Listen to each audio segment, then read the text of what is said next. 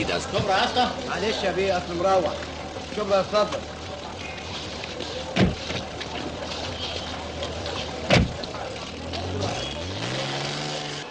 مفيش فايده.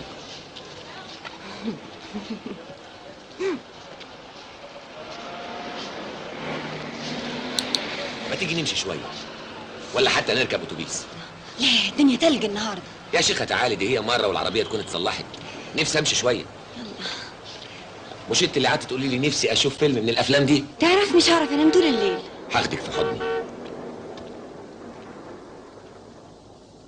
جميل قوي الفستان ده. لا ده احلى. الله، انت رجعت في كلامك؟ مش قلتي مفيش عيال قبل سنتين؟ الله، وانت لازم تصدق كل حاجه هقولها.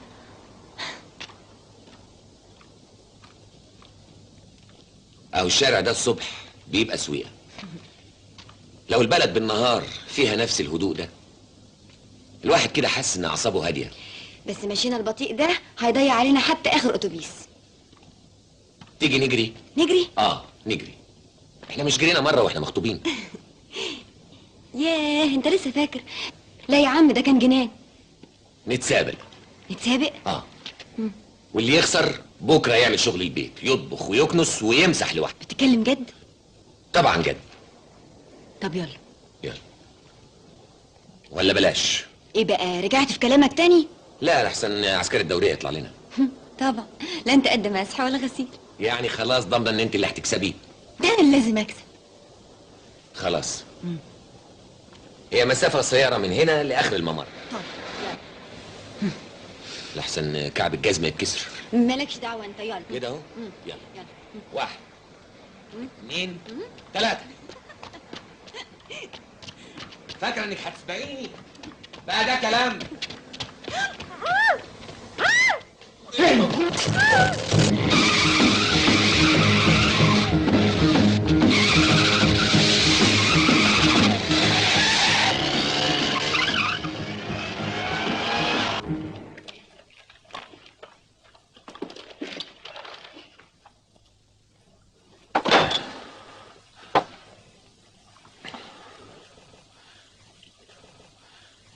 نفسك خالص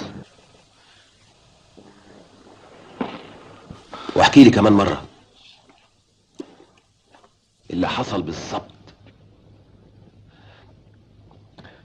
ملحقتش اشوف غير حرف الدي ورقم 6، وبعد كده ما شفتش حاجة. ما اعرفش ان كانوا 3 ولا 4. ماركتها سبور ايه بالظبط؟ ريجا. طب ما خدتش بالك من لونها؟ ما لمحتش اي حد؟ الدنيا كانت ضلمه. بلغ الاشاره دي لكل الجهات.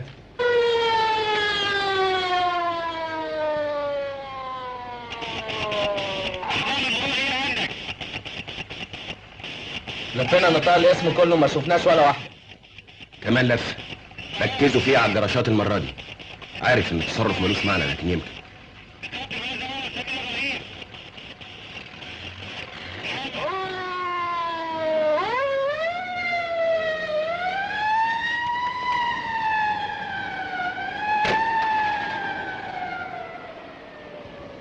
السيارة تنادي. ايوه توفيق. لقينا واحدة فيها نمرة 6 واقفة قدام جراج في شارع صبري ابو علم. ما تعملوش حاجه قبل ما اجي. مش هي، صاحبها مقاول ومجرشها من الساعه 9 من غير حرف الدي. انا متاكد ان فيها حرف الدي غير ال6. افتكر دلوقتي انت شايف ان كل ده ما منوش فايده. انا حبيت قبل ما اريحك ارض ضميري، وما قدامناش غير اننا نمشي مظبوط. اقول ايه للناس؟ ابوها وامها اقول لهم ايه؟ يموتوا. طب انا كل اللي عاوزه منك تهدى كده ونتفاهم. هتروح فين؟ مش عارف. انتم ساكنين فين؟ في مصر الجديدة. استاذ احمد، فين في مصر الجديدة؟ مدير الامن لازم يعرف، وزير الداخلية، كل الناس لازم. طبعا ده موضوع ما يسكتش عليه. اطمن. انا مش عايز اقول لك اني هتجنن، فاهم؟ هتجنن. انا مش هروح البيت، انا راجع الاسم ومش منقول منه الا لما تلاقوها لي.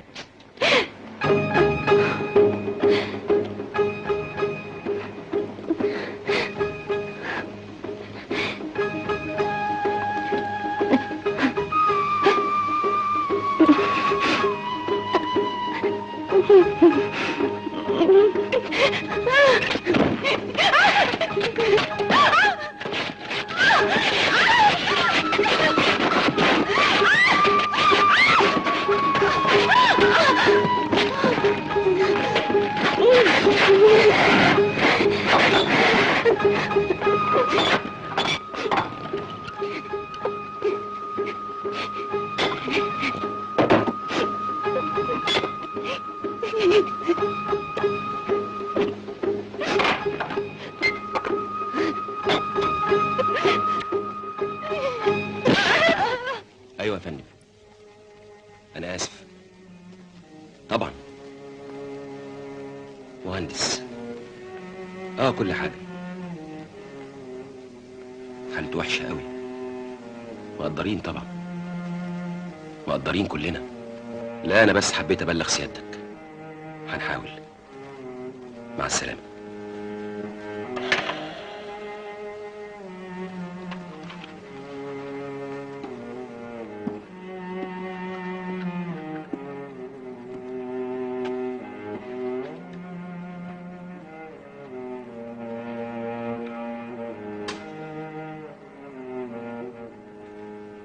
اتفضل. القاهرة فيها 8 مليون و20 30 ألف عربية، كذا ألف شارع وبيت، كذا ألف زواق وحارة. عايز تقول ايه؟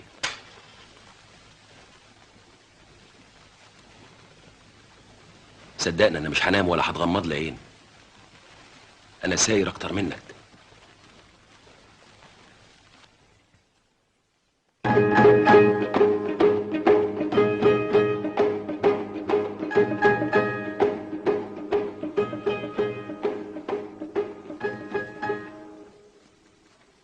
دي فاضية طبعا.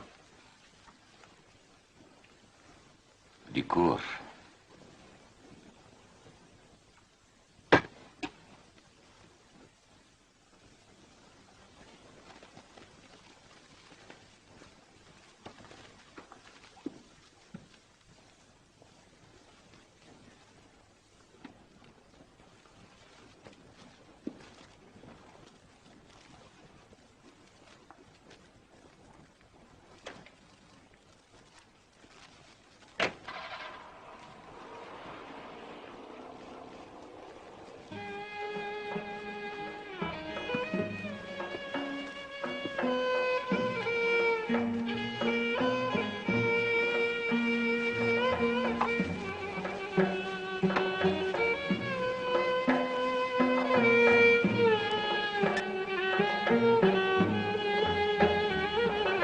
بعدين بقى، احنا مش اتفقنا ان انت تخين مدرب للصحة؟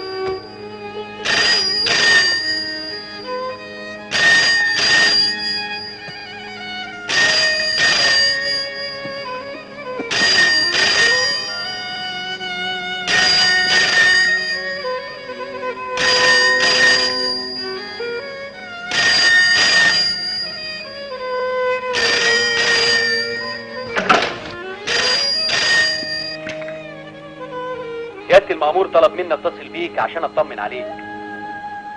النقيب محمود في طريقه ليك دلوقتي. ما بتردش ليه؟ النقيب محمود في طريقه ليك دلوقتي. ما بتردش ليه؟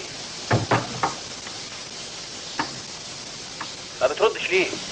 ما بتردش ليه؟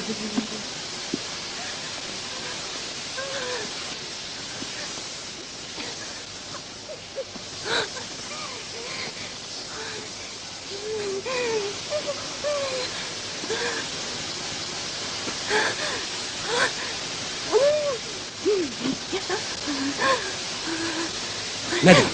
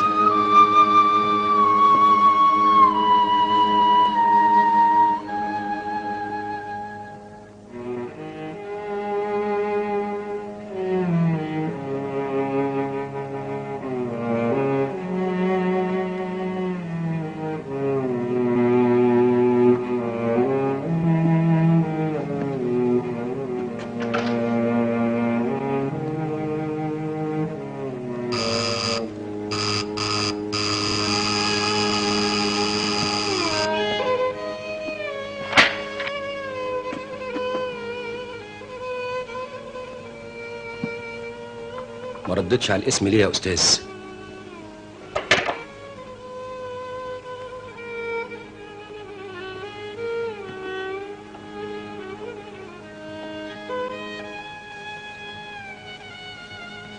التحقيق لازم يكمل.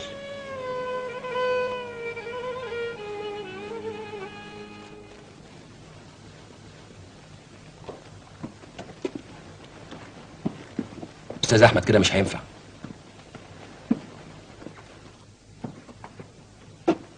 ده موضوع خطير. طب اوعدني لما تهدى تجيبها وتيجي تقول كلمتين نقفل بيهم المحضر.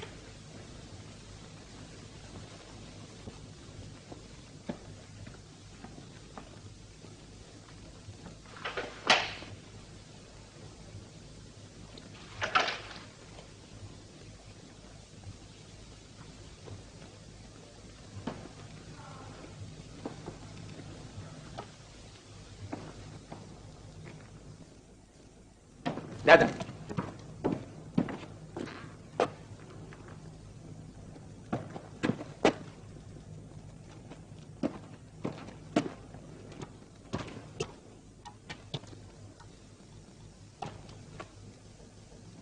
ندى،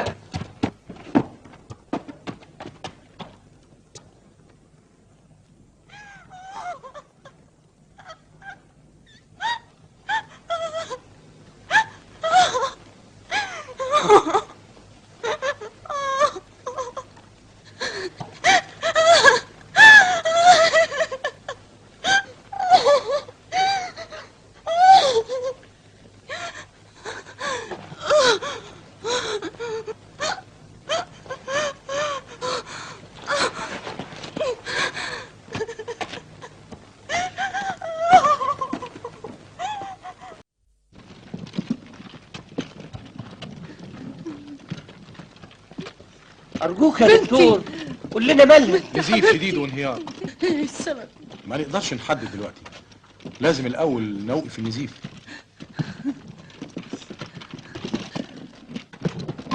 لو سمحت.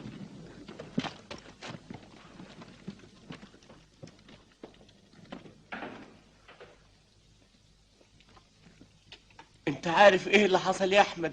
اجهاض. يا ابني ريحنا، ربنا يريح قلبك.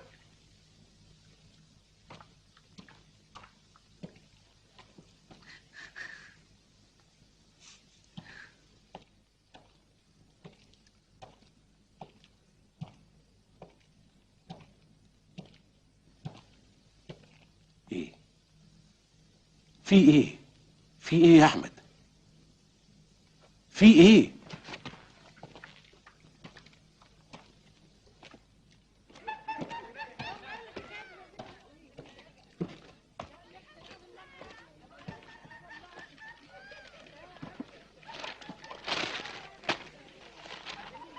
وبعدين بقى بس خلي حد ياخد البنت دي يشوف لها هدمه تلبسها. مفيش ولا هي فرصه بقى. كل واحد وواحده ينكتموا. اتكلم يا استاذ. هو ده كل اللي قالته. الشقه دي فين؟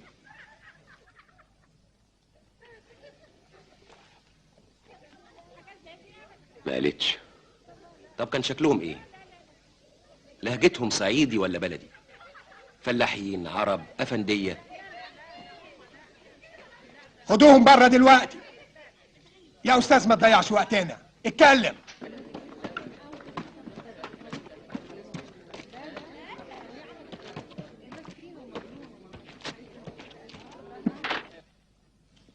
اقسم لك بشرفي ما لحقتش تقول حاجه.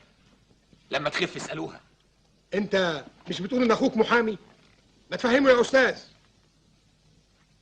يا احمد لو في حاجه قولها. صدقني هو كده. انا في الاول ما كنتش عايز اتكلم، لكن دلوقتي خلاص. عموما انا هسيبك لضميرك.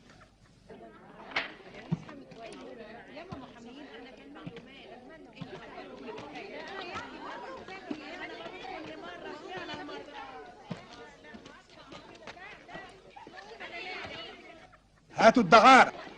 وازاي ما تاكلش لغايه دلوقتي؟ انا كنت عارف انهم طلبوني عشان كده. في حكمه بتقول اذا نار البركان طلعت اديها ظهرك واجري، لان اللي بيقف ويفكر دايما بتصيبه حاجه. انا رجليا اتكلبشت في الارض. يبقى هتجني على نفسك. اسمع يا احمد، فاكر لما كنت بتقول ان انا وانت غير اخونا طلعت، وان كل واحد بياخد نصيبه؟ هو دلوقتي بره واحنا هنا. هو متجوز وانا بقيت صاحب عيال. احمد، عاوزك تفهمني كويس. كل شيء ممكن يهون لو الواحد عرف ازاي يتغلب عليه. انا الكلام مش سعفني، لكن انا واثق انك هتقدر تعدي الازمه دي. ازاي؟ فكر في حاجه واحده بس، انها محتاجه لك. واللي عملوا كده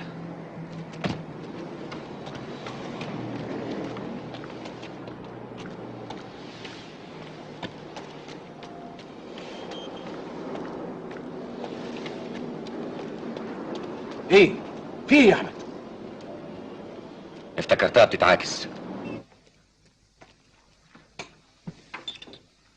حاجه غريبه.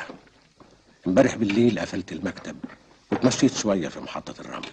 قعدت في محل علي بابا وشربت ازازه بيره، وبعدين روحت.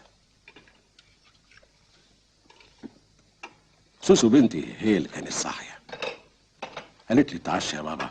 قلت لها ماليش نفس، ودخلت اوضتي مديت على السرير. تصدق جالي كابوس وانا صاحي. حسيت ان في حد بيخنقني. نطرت من على السرير وقلت والله ما انا مسافر. خفت يجرى لي حاجه وانا في الطريق. وبعدين قلت يا واد بلاش كلام فارغ. انت هتصدق برضه الحاجات دي عشان انزل لك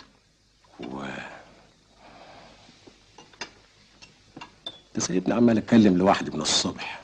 يا اخي خد ودي معايا، فضفض عن نفسك. انا اخوك.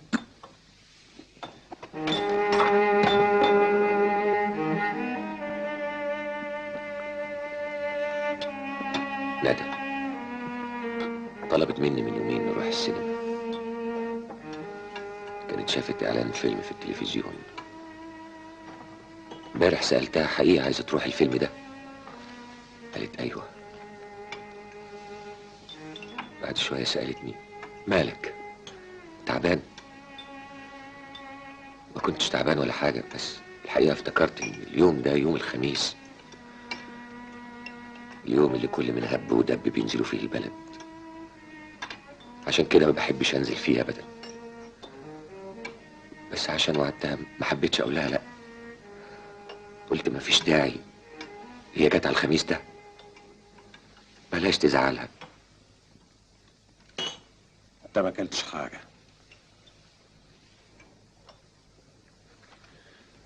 يلا بينا.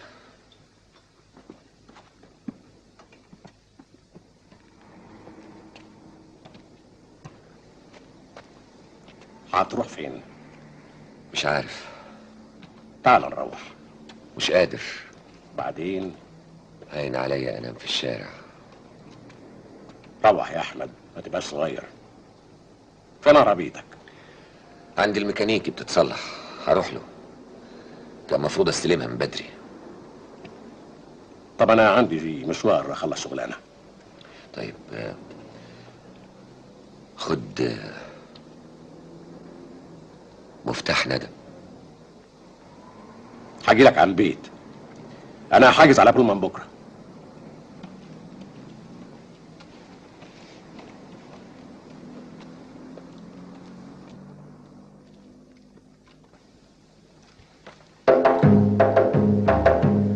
العجلة ترجلش كويس قوي، تقدر تجري بيها زي ما تحب.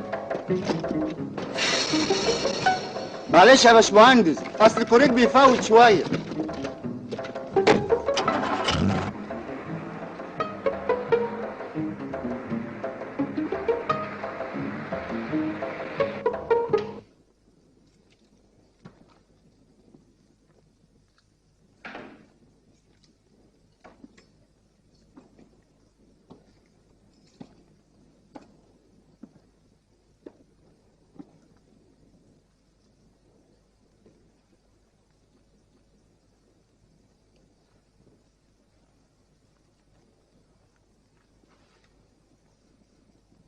احمد، اوعدني انك هتروح شغلك بكره كأن مفيش اي حاجه حصلت.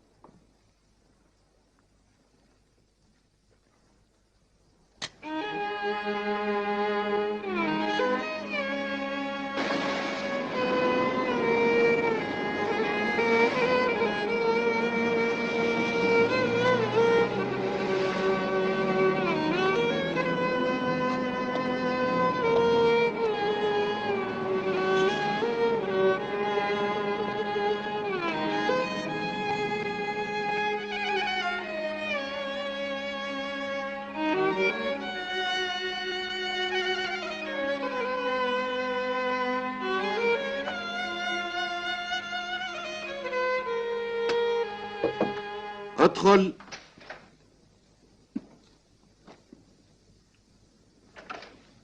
اهلا يا باشمهندس. اهلا يا فندم. في حاجه يا احمد؟ عايز اجازه. انت عارف انت بتطلب ايه؟ مين اللي هينفذ بقيه تصميمات المدارس؟ اي حد تاني. انا مش قادر. ايه اللي حصل يا احمد؟ طلب الاجازه انا سبته عند السكرتيره. يا باشمهندس. لا.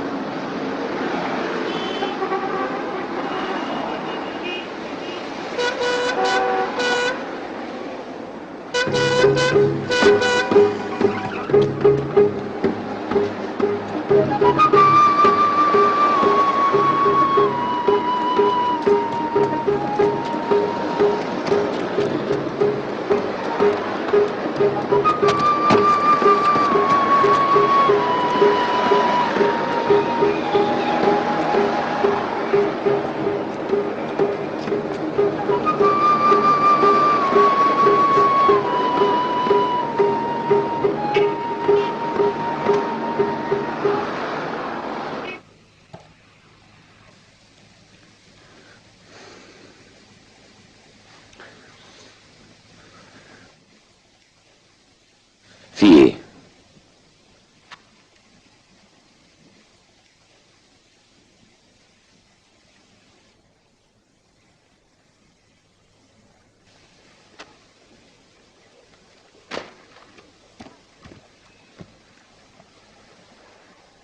يا اخي بدل ما تقولها دوروا انتوا بنفسكم. انتوا ليه مش عايزين تصدقوني؟ ليه؟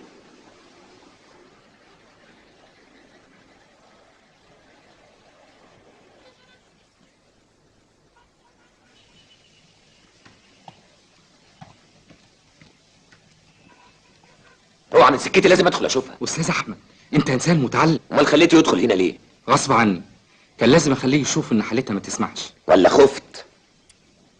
استاذ احمد ابعد من طريقي. احمد سيبني يا طه. تعالى هنا، سيبني بقول لك. خلاص مش قادر تميز؟ اسكت. انا خلاص لقيتهم ومش هسيبهم ابدا.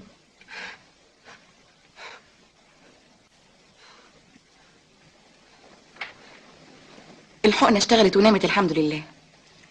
استاذ احمد، تقدر تشوفها دلوقتي، لكن من غير ما تكلمها ولا تصحيها.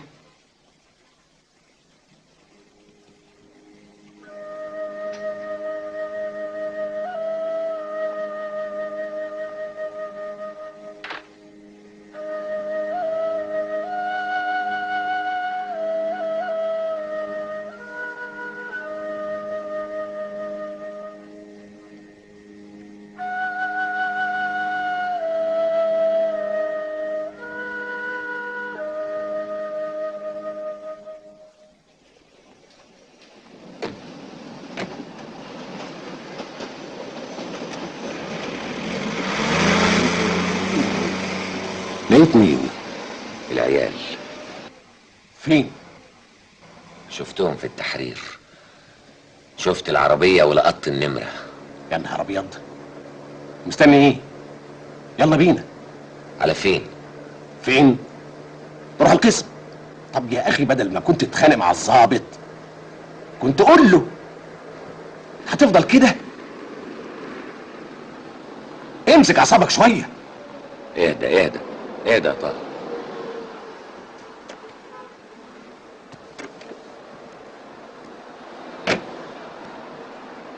انا مش فاهمك يا احمد. مش يمكن اكون غلطان. طب افرض ان انت مش غلطان وطلعوا هم العيال، يلا بينا نروح القسم. بس انت ما تشيلش هم. عندك فكرة لو طلعوا هم هيجيبوهم ازاي؟ من الرقم في المرور طبعا. ولاي حد. بس لازم تعمل محضر في الاول، وانت هتعمل كده ليه؟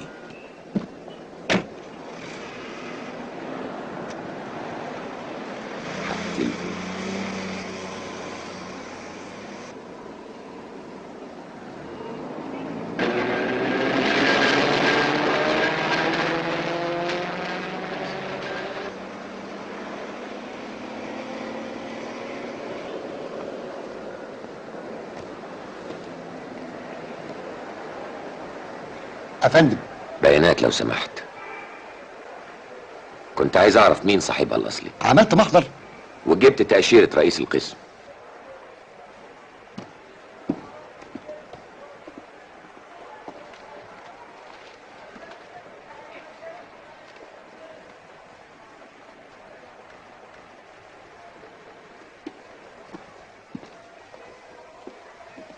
العربية صاحبها الدكتور حسن الطاروطي، 13 شارع المعز، سراي القبة. اتفضل. متشكر.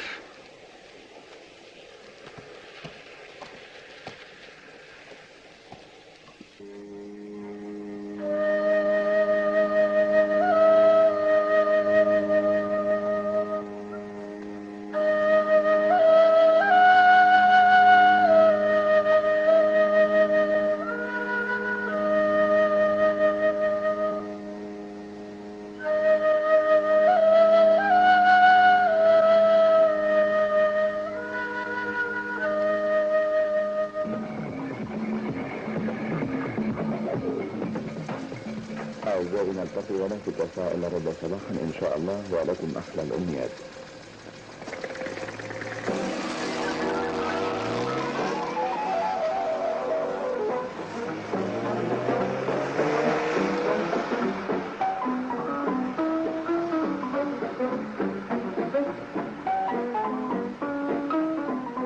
أخبار خفيفة.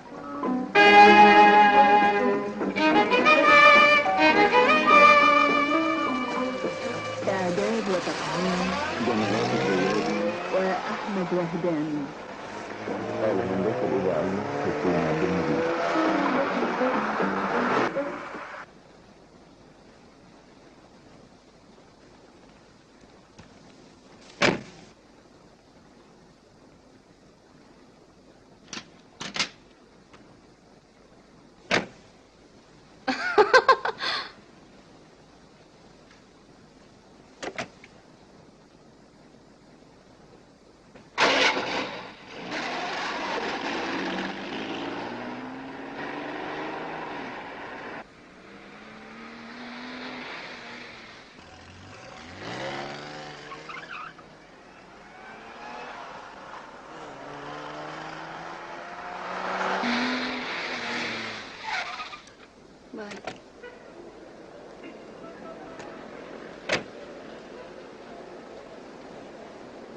باي.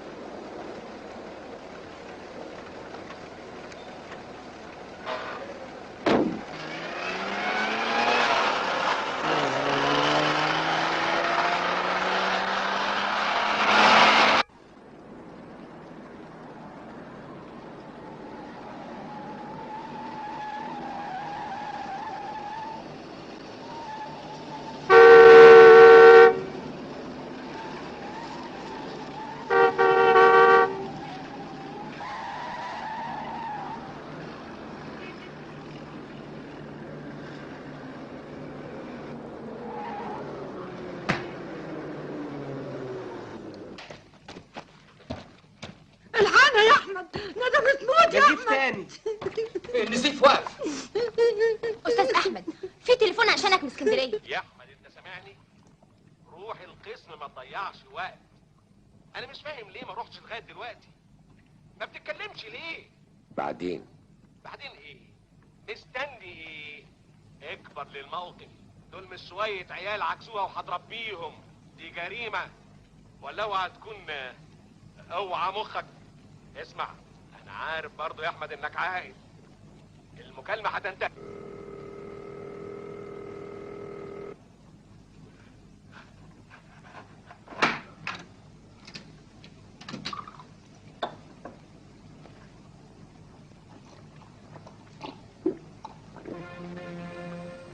إذاعة الشرق الأوسط من القاهرة.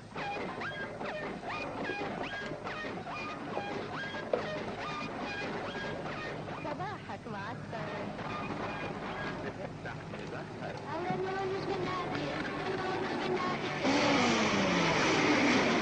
صباح عليك.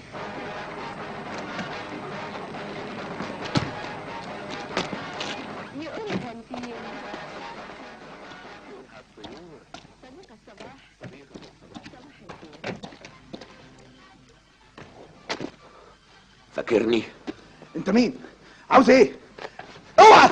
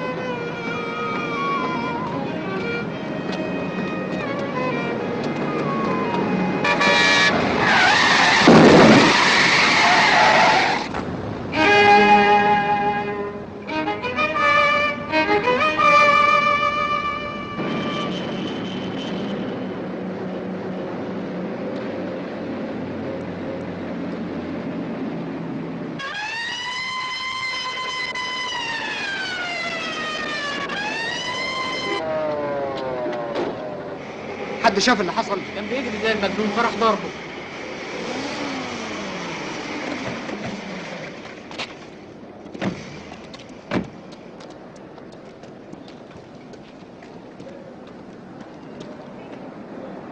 ما خطاش الشارع يبقى تبعكم. استلم يا عم. طب يا اخويا.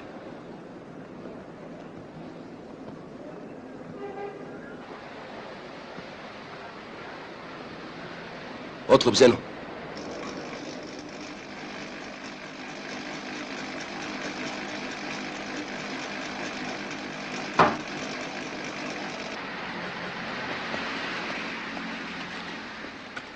تدينا عربية يا جدع، وايه؟ واقفة قدام باب الجراج.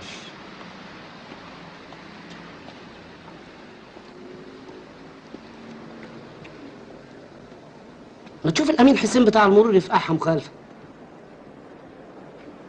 ماركتها ايه دي؟ دي فيجا. الله، ايوه سياره فيجا رقمها 66-711 وجدت في شارع عدلي. يشتبه في ان تكون السياره المبلغ عنها في المحضر. ابقى شوف رقم المحضر والتاريخ لحسن مش فاكره، وبلغ محمود بيه مستني منك الرد. حول إشارة بخصوص العربية الفيجا اللي خطفت الست. دورية لاسلكي طالبة الرد، وكان عايز كمان تبلغ محمود بيه. محمود بيه جنبه في شارع فؤاد، خليه يلحقه هناك. عليا معاك في جيبك. انا عارف ان هي معاك في جيبك. لا انا متاكد ان هي في جيبك. لا طلعها. مفيش مش مطلع حاجه. هو انت عم بزوط ايه انت بيه؟ هو حاجه امير ايه ده يا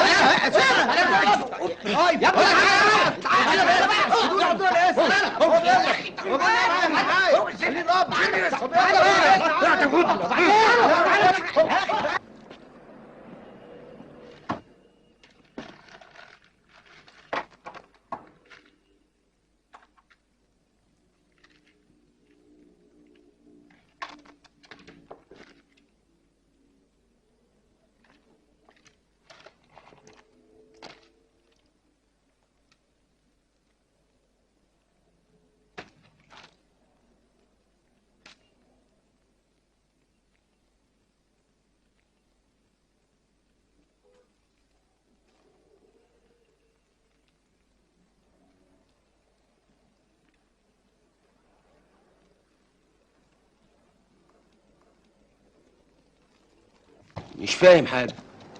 ايه اللي ساكن في فيلا لوحده واهله ببلد عربي ومفيش حد في الفيلا؟ فين بقية التحريات؟ مفيش فايدة. هيظهر لازم اروح انا. قول لسرايا القبة متشكرين. يا سعادة البيه، أنا بقالي 20 سنة في الحي ده ما شفتش ولد بايظ بالشكل ده. لما أبوه سافر الكويت وسافر معاهم ما كانش حد مصدق إن المصيبة دي اتزاحت من هناك، لكن على مين؟ هو أسبوع وبصينا لقيناه طابب وسايبهم هناك، ومن ساعتها وهو غالبها كرخانة.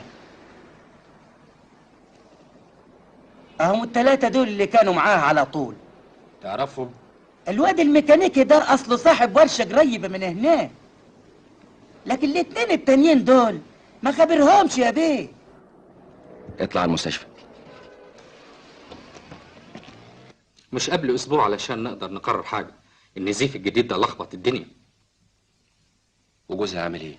الراجل ده قرب يتجنن. النهارده جاي لوحده بدري قوي وساكت خالص ما بيتكلمش. معذور.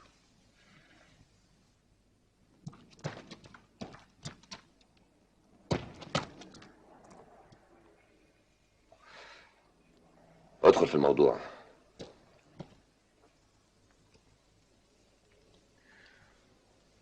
انا اسف، دي قضيتي ولازم تفهم اني هوصل لهم. هيتسجنوا؟ مش كفايه. العداله تاخد مجراها الاول. 7 ولا 10 سنين طز. ايه الفايده؟ المهم نوصل لهم. ده انت لازم توصل لهم. انت لسه ما فهمتنيش. انا فهمتك، لكن كل ده مش مهم. امال ايه المهم؟ كل واحد بيرتكب جريمة زي دي لازم يموت. معاك. وناس كتير لازم تاخد جزاءها. فعلا. بس امتى وازاي؟ وهل معقول نستنى ولا نعمل اللي علينا؟ اعمل اللي عليك. انت عارف انها كانت في بداية حملها وما قالتليش. عرفت. الدكتور قال لي الصبح تخيلت بيك في شارع الجمهورية. أنا مش مهم، جايز حد يشبهك. كنت رايح أشوف حادثة عربية. شاب عنده تقريبا زي 22 سنة شايل حبوب هلوسة. تصور جابها ليه وإزاي؟ كل يوم من ده وغيره.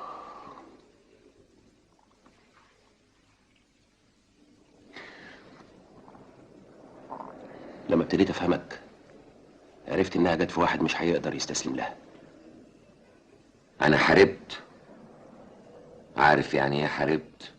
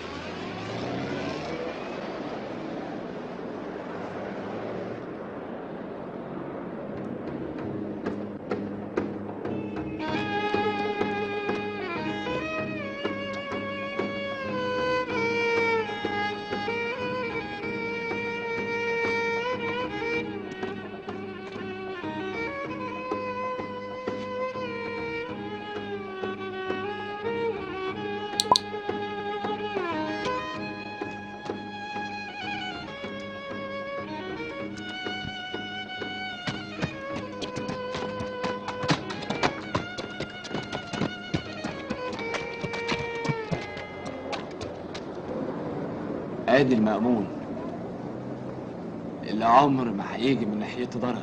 ده احنا سايبينه مروح. يعني لو كانت الرخص في المحفظة بدل ما هي في التابلو كانوا عرفوا انه عنده عربية ووصلوا للشنطة كنا ضعنا. البيعة هي اللي كانت هتضيع. احنا مالنا؟ احنا اصحاب لكن نعرف منين هو بيعمل ايه. وايه يضمن ان الشنطة في العربية وما خلاهاش في البيت؟ لانه ملحقش يروح. ده بين الحادثة وبين ما سيبناه ما يجيش ساعة. طب فين العربية؟ هو ابن كلب مش راسي. تلاقيها طلعت في دماغه ينزل البلد عشان يفطر. اصله ابن ناس ركن في حتة جه يعدي خبطته عربية ومحدش شافه وهو خارج من العربية. تركب دي؟ هو كده. هنروح فين؟ نلاقي العربية. معقولة؟ أكيد سابها قريب من الحادثة.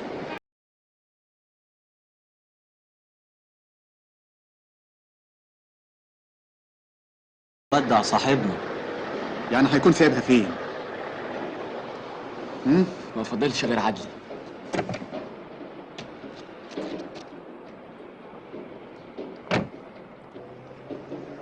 أهي الفيجا.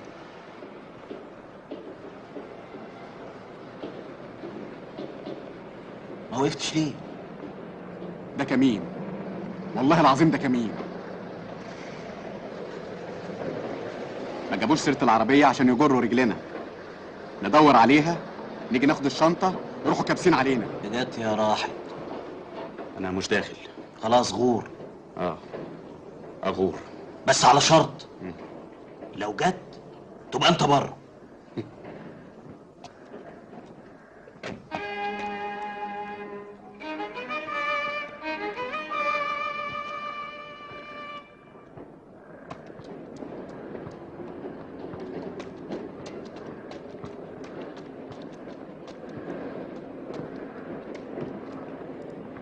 دي بضاعتي شاء العمر، بس افرض ان العربية كانت مقفولة. عمر ما عربية عصلجت معاها وهنرجع لأيام الشقاوة.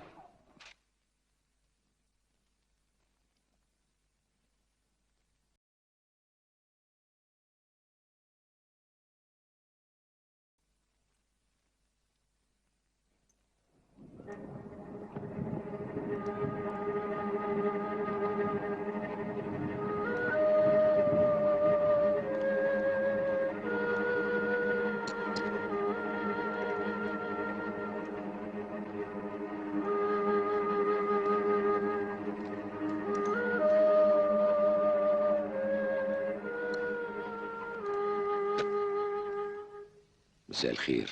مساء الفل. خليك زي ما انت. مين؟ زبون اخر الليل. سهران يعني الليله دي. ما انت عارف الصبيان بتوع دلوقتي بهوات، مش بتوع شغل، وفي ميعادهم يفكوا. اي خدمه يا بيه؟ عربيتي مالها؟ كويسه. خليك زي ما انت. اصل خطفت فيها انا و3 اصحابي واحده من جوزها. ويا ريت بس على كده، ده انا في عصابه بتبيع حبوب الهلوسه. بس دلوقتي لا هتخطف تاني ولا هتخلي الناس تهلوس.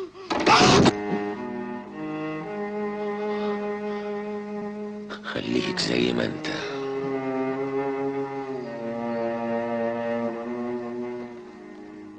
مبسوط يا عم؟ عشان ما تقولش سرايا القبه مش عارف ايه. شبهه الجنايه موجوده. في بطح في قصب رجليه الاتنين، زي ما يكون واحد ضربه عليهم عشان يعجزه. الكوريك سليم مش ممكن يفوت. ده نزل بفعل فاعل. مش جايز هو اللي نزله وما قدرش المسافه؟ وضع الجسم بالطريقه دي مش ممكن لايده توصل للكوريك. على العموم تقرير الطبيب الشرعي والبصمات هيوضح. ملازم اول يوسف طالب سيادتك. عاوز صوره من المحضر والبصمات وتقرير الطبيب الشرعي. الموضوع وراه حاجه. ماشي. ايوه يا يوسف. ابو الشاب اللي خبطت له العربيه في شارع فؤاد وصل من الكويت. وفي حاجه غريبه، طلع عنده عربيه فيجا. ايه ده؟ فيجا؟ شاريها من السنه اللي فاتت، وكان الواد بيركبها والاب مش لاقي العربيه. لما ادانا نمرتها هتستغرب اكتر. طلع الامين عبد المعطي في الدوريه السياره، لقاها واقفه في شارع عدلي ساعه ما كنت بتشوف الحادثه. بلغ اشاره، فكروا انها العربيه اللي خطفت مرات المهندس. ما وصلتنيش. الملازم ايمن هو اللي خدها وقال له يروح لك، لكن اتعبها وايمن نسي يقول لك. وجبتوها؟ دلوقتي بس. وفي موضوع تاني هقول لك عليه لما توصل. انا جاي حالا.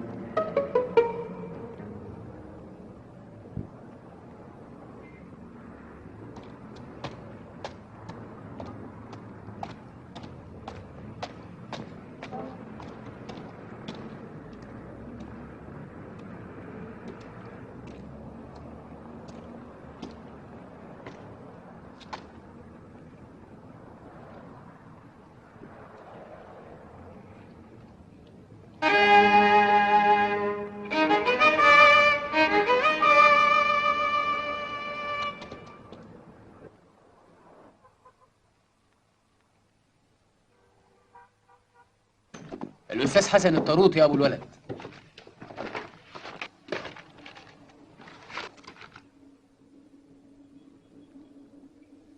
كانت فين بالظبط؟ وش الممر في شارع عدلي. يبقى كان راكبها، بس رقم ما هو ده الموضوع التاني. في 2 مش قادرين يثبتوا كانوا فين ليله الخطف. ايوه بس الشاب ده وال3 اللي كانوا معاه.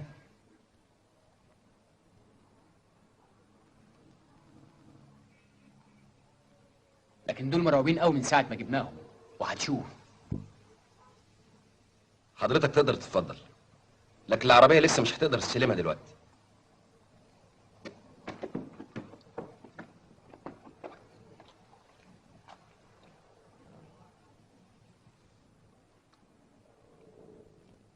يا جدعان احنا عملنا ايه؟ ساعتين يا دوب هم اللي عرفت اسرقهم وراجع على طول. عندي شغل متلتل. وجيت ليه؟ اشوف عملت ايه. في ايه؟ في حكايه العيال اللي قلت انهم بلغت البوليس. مش مهم. مش فاهم. قصدي انه خلاص. برضه مش فاهم. رحت وما لقيتهمش. رحت فين؟ لاصحاب العربيه. جبت العنوان من اداره المرور. وعرفت منين انهم مش هم؟ كل شيء كان باين.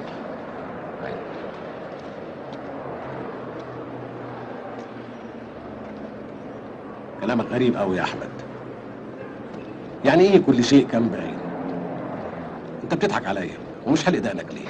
انا ما نمتش طول الليل.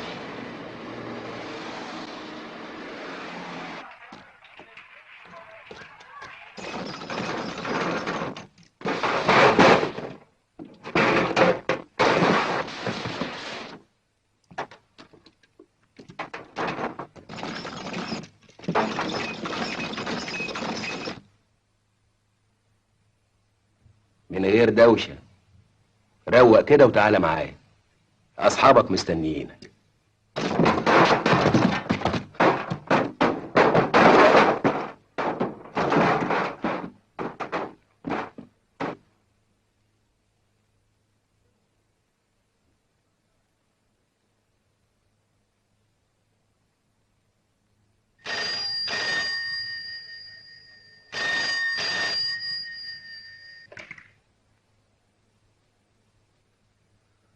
الو.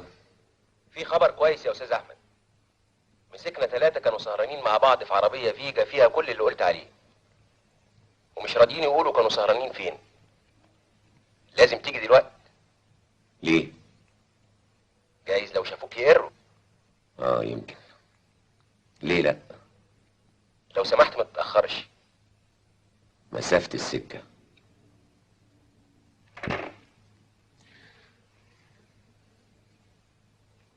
مين اللي كان بيكلمك؟ انا رايح المستشفى. جاي معايا؟ طبعا جاي.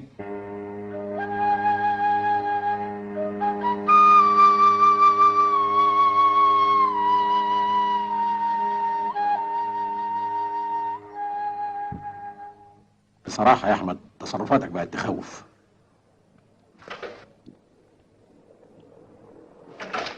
أرجوكم تبعدوا دلوقتي. إحنا ما صدقنا. احتمال لو شافتكم ما ترضاش تاكل. محدش يعرف. في أمل يا دكتور. إن شاء الله. رحت فين؟ مش قادر أشوفها بالشكل ده. أنت مش هتمسك نفسك شوية بقى؟ عاوز إيه؟ نيجي نزورك أنت كمان؟ ما أنت بتزورنا أهو. هتتجنن؟ وإيه الفرق؟ إنك لسه بعقلك. اللي حصل لو نسيت نفسك شوية ممكن. اللي حصل ما يصدقوش إلا واحد مجنون. وأنا صدقت. عارف عملت إيه عشان أصدق؟ رسمت خط بالطباشير على البلاط وحاولت أعدي من تحتيه. وعرفت. تصدق؟ هصدق. ما هو كلام مجانين. لا يا أحمد لا. ده أنت الكمال والعقل كله. أنت اللي طول عمرك العيلة بتشهد لك. تعالى يا أحمد تعالى. يا سعادة البيه ده أنا ابن ناس برضه. أنا ابن عبد العظيم مخلوف من كبارات تجار الخردة في الوكالة. معقول أعمل كده؟ ده احنا جدعان برضه. ده أنا اللي 100 بت مش يبوسوا جزمتي، لا يبوسوا عجلة عربيتي. أعمل كده برضه. قول كنتم فين ليلة الحادثة؟ كنا سهرانين مع بعض. والمعلوماتك حسن كوبة والدرابوكس عيال نضاف، اسأل عنهم. دول بياكلوها بعرق جبينهم. حسن يا كوبة بتشتغل ياض؟ بشتغل على تاكسي بتاع ابوه وبنتاجر. في اليوم ده كنت مريح وسهرتم مع بعض وعرفناه. فين؟ اسكت انت ما تتكلمش.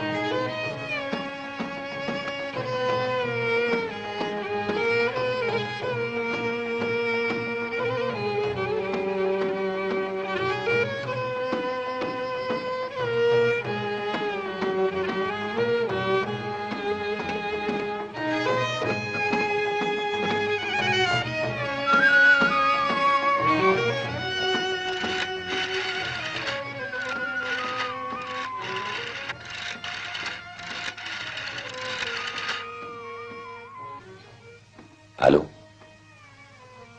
مدير المحطة موجود؟ ايوه، دقيقة واحدة هديهولك. طيب متشكر.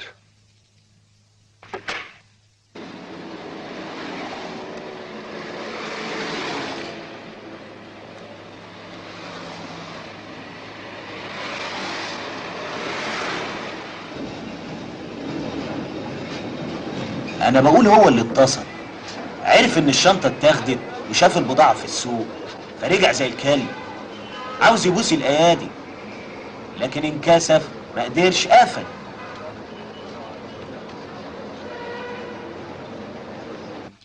بقول لك ايه، سيبك، النهارده عرفت واد تلميذ في ثانوي ابن ناس كان بيموت في المحطة، لقيته يجي منه غاوي بقى، وانت عارف تلاميذ المدارس وتلاميذ الجامعة.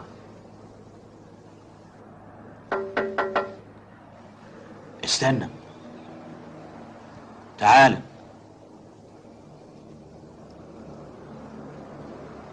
ايه دي؟ هدية هتعجبك من واحد بيحب. مين اللي اداك دي يالا؟ واحد في عربية ومشي. خد. الو، تصدق شفت عمل ايه؟ يا زول يا زول، بعت لي هديه عربون المحبه، عاوز يحنن قلبنا عليه، ده نظام عيال والله. اسمع، انا مروح البيت شويه وهفوت عليك بعدين. سلام.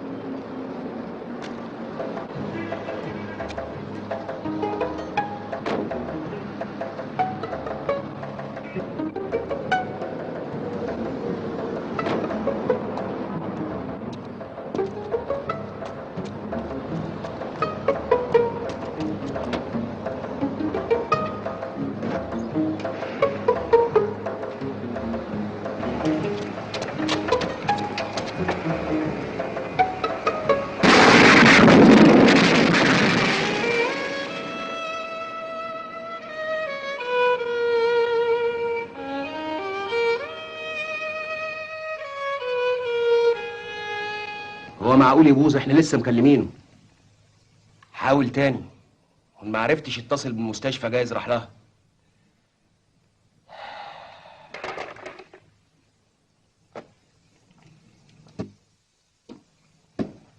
ايوه يا حسن يا كبه، اهو كده الصراحه حلوه. كنتم في الهرم فين؟ في كازن. اسمه ايه؟ لازم؟ طبعا لازم. اصل ما قعدناش كتير ومشينا. مش مهم الاسم يا سيدي. حد يشهد على كده؟ لا. طب رحتم فين بعد كده؟ يا حسن يا كبه ما تلعبش بيا، ده احنا اللي خلينا السمك يشر عرق، انما انا هطلع عينيك للصبح وشرق.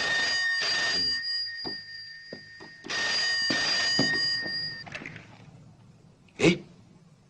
حاجة تانية؟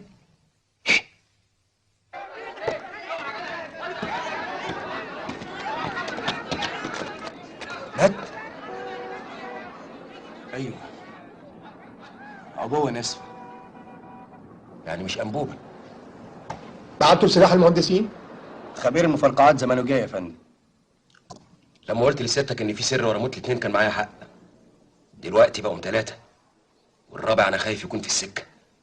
وهتعملوا ايه؟ هنحقق ونبلغكم اول باول.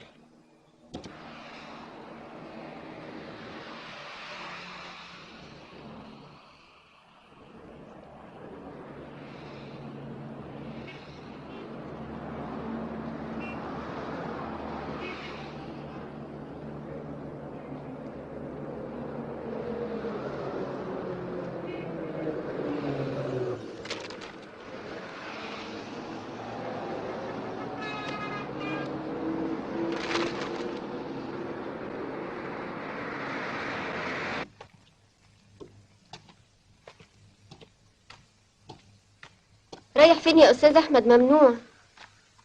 أرجوكي مش ممكن ده. دقيقتين بس أقعد معاها لوحدنا. طب من غير ما تصحيها. حاضر.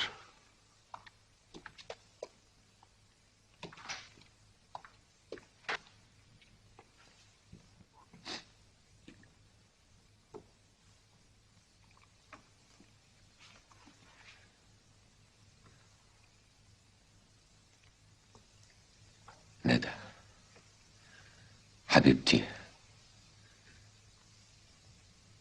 اوعي تكوني زعلتي مني ساعة ما جريت على البلكونة وافتكرت انك رميتي نفسك.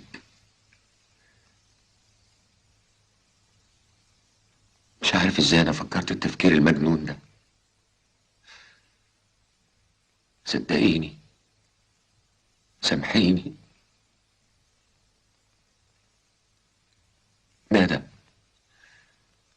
كلميني، لسه زعلانة؟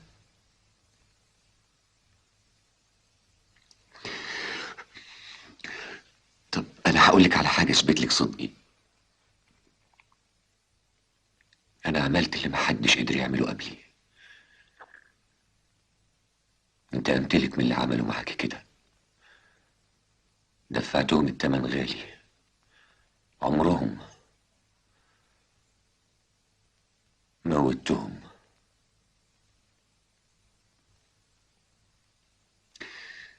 ندى أنا محتاج لك. طيب بلاش تغفري لي. بكرة الأيام هتصلح اللي اتكسر. لكن دلوقتي في واحد رابع خايف يكون مظلوم. كانوا 3 ولا 4 يا ندى؟ جاوبيني.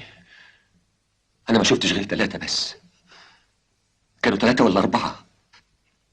أنت عارفة ده معناه إيه؟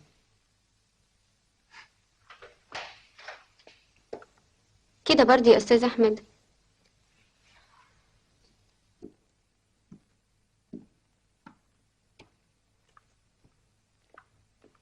يعني خلاص متفقين ما تتكلموش؟ بلاش تتكلموا. هو جوزها مش هيتعرف على اي واحد منكم؟ بلاش. لسه تقرير الطبيب الشرعي مش هيلاقي ولو شعره من شعرها في العربيه. خبير البصمات مش هيطلع صباع ولا صباعين من صوابعها معلمين على الفرش. ما افتكرش تكونوا غسلتوا الفرش. ها؟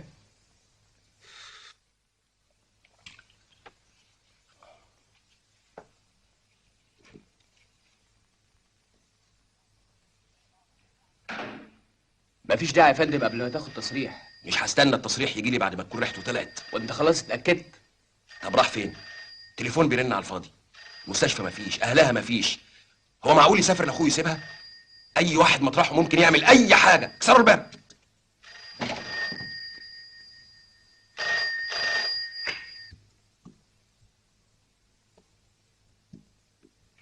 مفيش حد. في واحده ناقصه اكيد، والا يبقى عندي عمى الوان. تقصد ايه؟ ركب واحده؟ وليه؟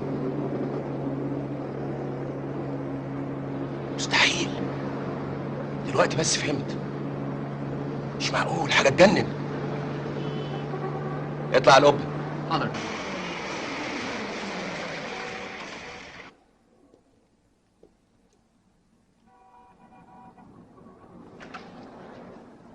طلعت ايه؟ هي ايه؟ العبوة. قنبلة. فين التقرير؟ عندهم.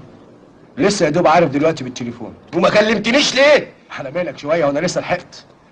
دول بيقولوا انهم بيحللوا الشظايا وهيبعتوا صورة للمباحث الجنائية.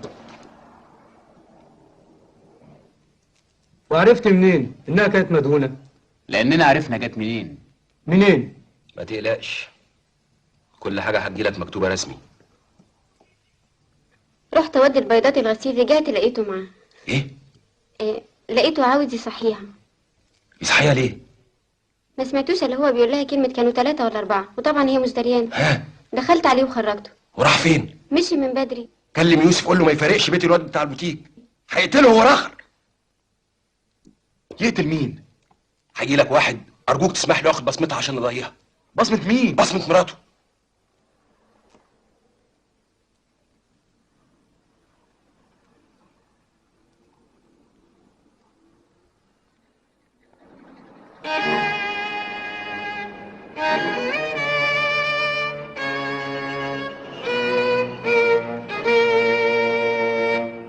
ساعة لما حد يرد. أنا هاني. فين كرم؟ امبارح قال إنه جاي لي وما جاش.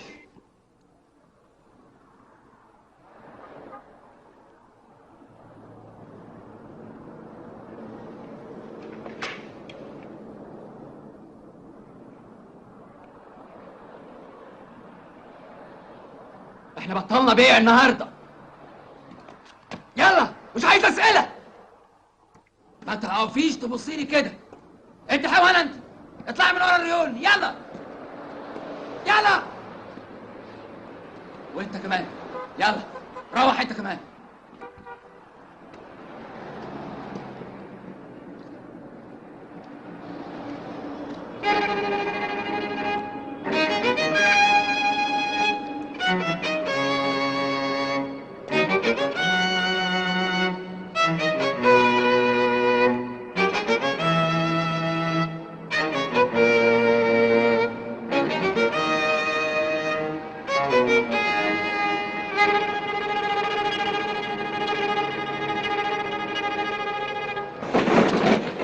مين؟ مين؟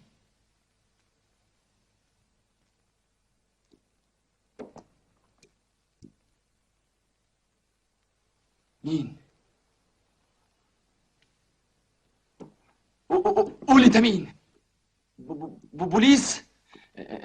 لا لا مش باين عليك بوليس. طب عاوز مني ايه؟ تكونش انت بالبتاع لموت كرم؟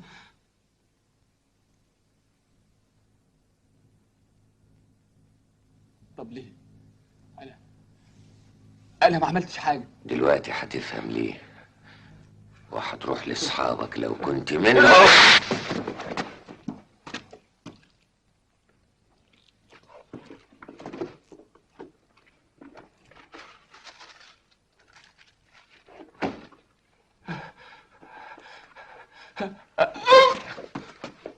انتوا مش كتمتوا نفسها بمنديل برضه؟ قدامك دقيقة واحدة هتقول ان كنت معاهم ولا لا، وان ما قلتش حاملة بطنك بدول.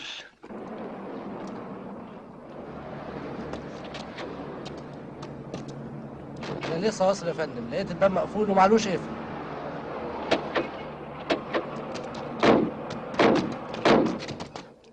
هموتك وانا شاكك، لكن انت السبب.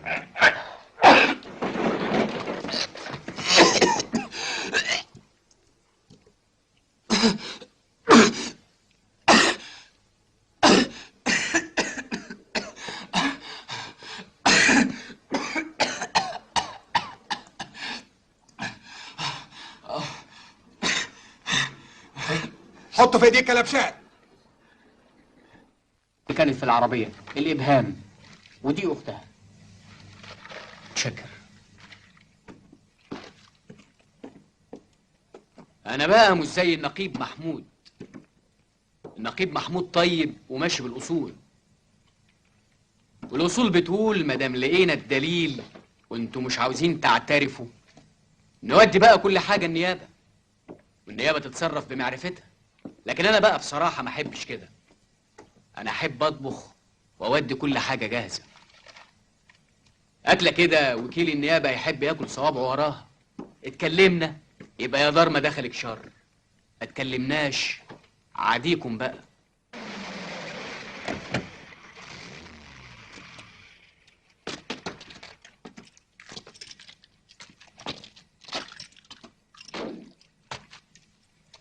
افتح المحضر. وقد سألنا سمير عبد العظيم مخلوف ما قولك فيما تبين من وجود بصمة الأصبع الإبهام اليمنى للسيدة ندى جمال الدين على المقعد الخلفي لسيارتك. أجاب: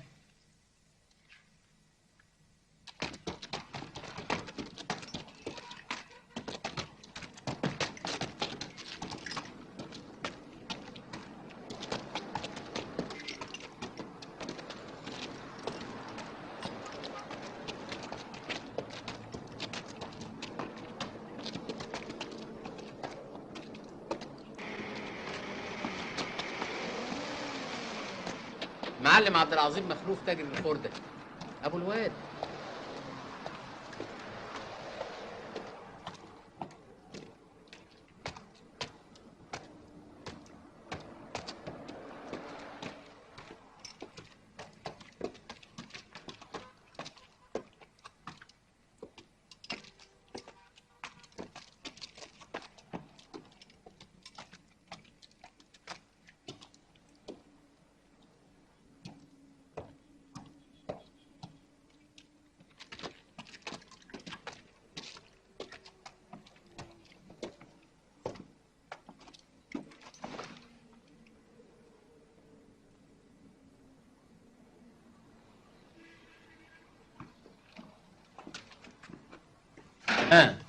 ضربتوا الأنفاس التمام، طلعتوا بالعربية، عجبكوا الفيلم، لمحتوها وانتوا داخلين وهو معاها.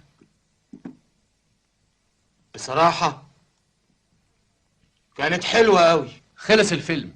الواد حسن كوبا في حتة في الفيلم فيها بنت بتتخطف، قال يا حبيبي اهي البنت اللي شفناها بره هي الاخرى عايزة الخطف. وبعدين لقيناها في وشنا. الواد حسن كوبا ما قدرش يلم نفسه، قعد يقول قشطة يا جدع، جننا كلنا. ضربوكس صمم نمشي وراهم يملى عينه منها. لغاية كده وانت مالكش دعوة. ماشي، وبعدين؟ بعد شوية لما دخلوا الشارع الضلمة الواد حسن كوبا قال بنت دي مولعة، مش مراته، دي واحدة صيدة. في الأول ما كانتش داخلة دماغي، لكن بصراحة لما ابتدوا يجروا ورا بعض ابتديت أصدق. أصل الست من دول هتجري ورا جوزها ليه؟ ما عندهم البيت يجروا فيه زي ما هم عايزين. الولد ضربوكس طقت في دماغه وقال بصراحة أنا مستخسرها فيه، ده باين عليه جدع خيخة. حسن كوبا كمل وقال تيجي ناكلها منه. الكلام ده قبل ما يجروا ولا بعده؟ لا قبليه. وأوام أوام لقيناهم بيتفقوا من هنا لاخر الممر. طيب يلا. لحسن كعب الجزمه يتكسر. مالكش دعوة انت، يلا. ضربوكس راح ساحب مفتاح انجليزي من العربية وقال انا هروح الف ادخل ممر من الناحية التانية، واول ما هيوصل هسحبه على جوه واهبده هبدة صغيرة على قده. بقى ده كلام. تكونوا انتوا دخلتوا عليها وتكمموها بمنديل عشان ما تصرخش.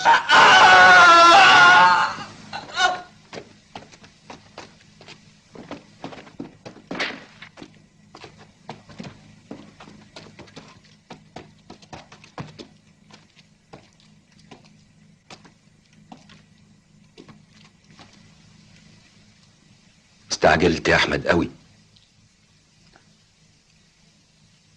بس انا عمري ما هقول يا ريتني.